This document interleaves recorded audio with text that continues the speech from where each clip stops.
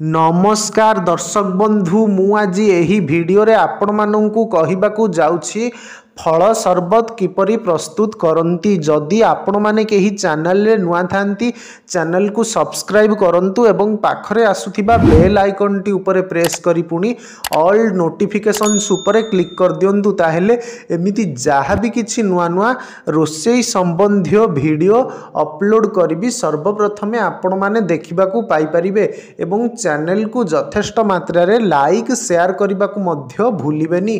ताहेले चलंतु देखिनबा फल सरबत किपरि प्रस्तुत करंती एवं एथिपाई कौन कौन सामग्री प्रथमे नेबाकू हुए। आवश्यक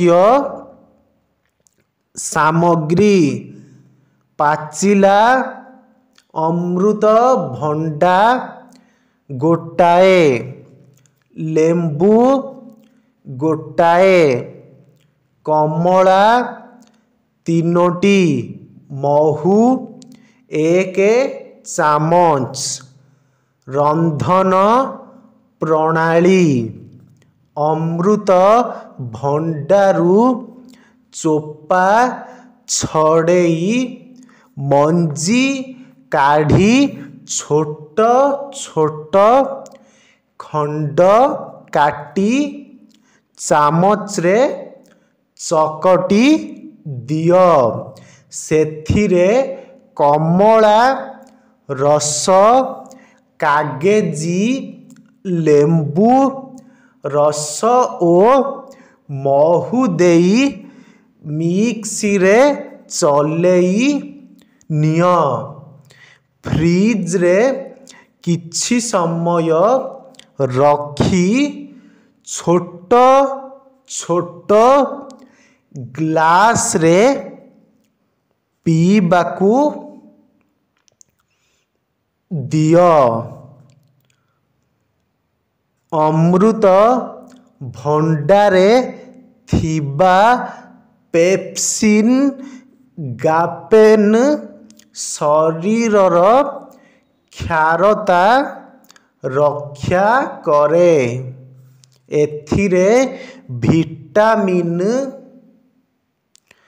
ए B C D calcium phosphorus एवं लौह रहिछि।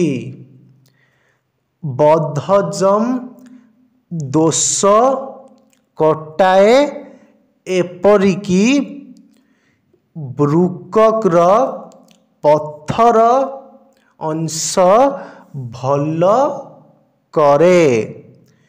कमला ओ कागजी लेंबू मध्य हजम रे साहाय्य करे।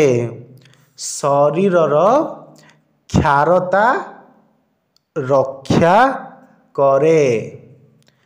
स्कूल पिलांक पाई उपादेय बहुत शक्तिदायक।